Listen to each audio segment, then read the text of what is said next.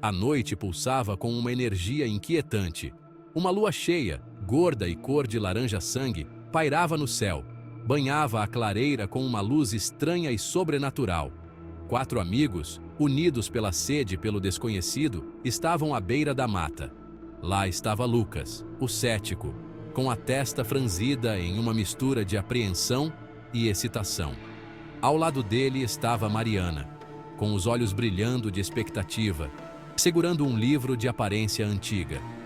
Eles eram um grupo improvável, unidos por sua curiosidade compartilhada.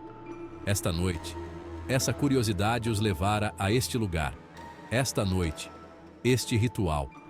O ar crepitava com uma tensão silenciosa, uma sensação de antecipação pairando no ar.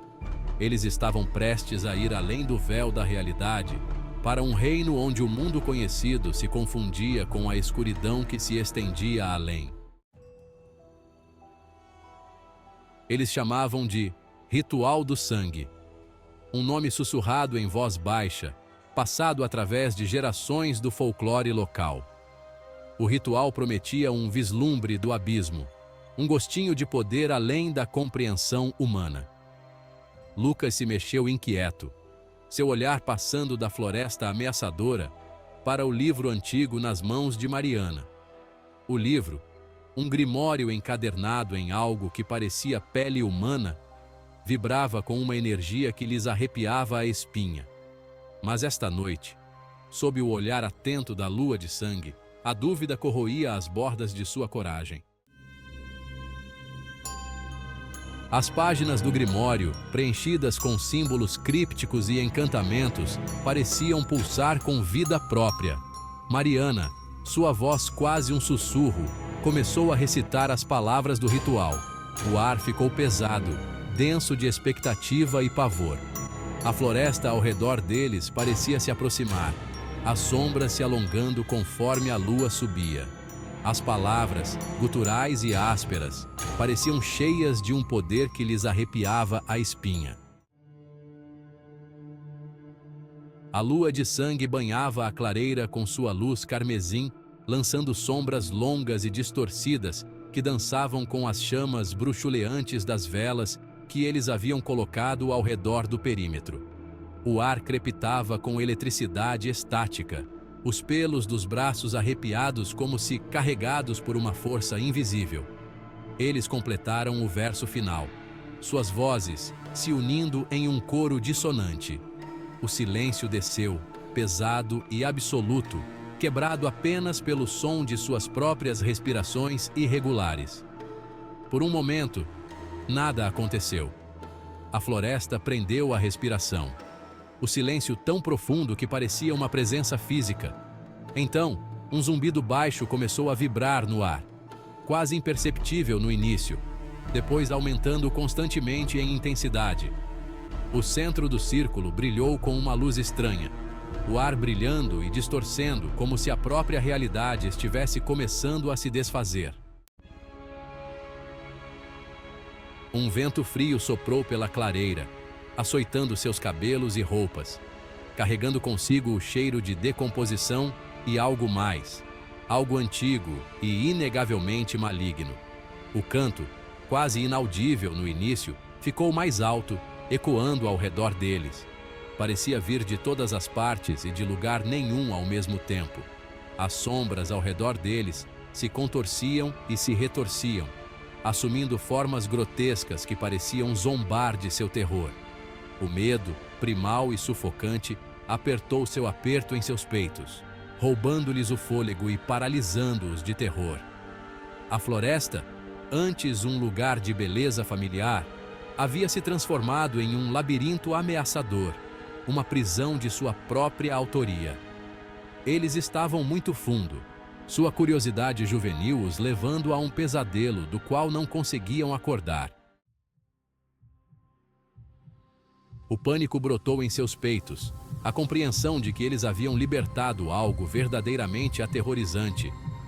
O grimório jazia aberto no chão, suas páginas farfalhando ameaçadoramente ao vento, a tinta parecendo sangrar e se contorcer como criaturas vivas. O canto atingiu um tom febril, as vozes parecendo rasgar o próprio tecido de sua sanidade. O peso antes reconfortante da mão de Lucas na dela parecia frio, sem vida. Ela olhou em seus olhos, ou onde seus olhos deveriam estar. Não havia nada lá, apenas um vazio negro e oco que refletia o abismo crescente em seu próprio coração. Eles haviam cruzado uma linha, ido além do reino da compreensão humana, e agora a escuridão os recebia de braços abertos. A floresta ao redor deles parecia pulsar com uma energia malévola, as próprias árvores se contorcendo e gemendo em agonia. O ar engrossou, pesado com o cheiro metálico de sangue e o fedor de decomposição. O canto cessou abruptamente, mergulhando a clareira em um silêncio enervante. Eles esperaram, a respiração presa na garganta, todos os músculos de seus corpos tensos na expectativa do horror que sabiam que viria. O silêncio se estendeu, um rugido ensurdecedor na ausência do canto. O ar vibrava com uma energia invisível, a sensação de olhos invisíveis observando cada movimento deles, enviando arrepios por suas espinhas. Eles estavam presos em uma teia de sua própria autoria. O ritual, uma porta que eles haviam aberto sem saber, liberando uma escuridão que nunca poderiam esperar compreender. Seção 8. Um vislumbre carmesim. Então, do coração do vórtice rodopiante de energia, um único olho se abriu. Ele brilhava com uma inteligência fria e malévola, seu olhar carmesim perfurando o véu da realidade, fixando-os com um olhar que parecia ver o fundo de suas almas. Um rugido baixo, gutural e cheio de poder inimaginável emanou do vórtice, sacudindo os próprios alicerces da clareira. O terror, cru e consumidor, ameaçava dominá-los. Eles eram apenas insetos pegos no olhar de um Deus, suas vidas perdidas, suas almas expostas diante de uma entidade de poder inimaginável.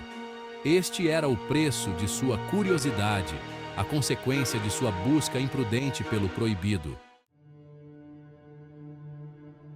Seção 9. A terra desperta. O chão sob seus pés tremeu, os tremores se intensificando a cada segundo que passava. Rachaduras serpentearam pelo chão, espalhando-se como teias de aranha do centro do círculo, devorando o chão em que estavam. Das profundezas do abismo, uma luz amarela doentia começou a emanar, lançando sombras grotescas que dançavam e se contorciam como coisas vivas. O cheiro de enxofre enchia o ar, sufocando-os, queimando suas narinas com seu fedor pútrido. O olho no vórtice pulsou, um farol de malevolência que parecia atraí-los para mais perto da borda do abismo.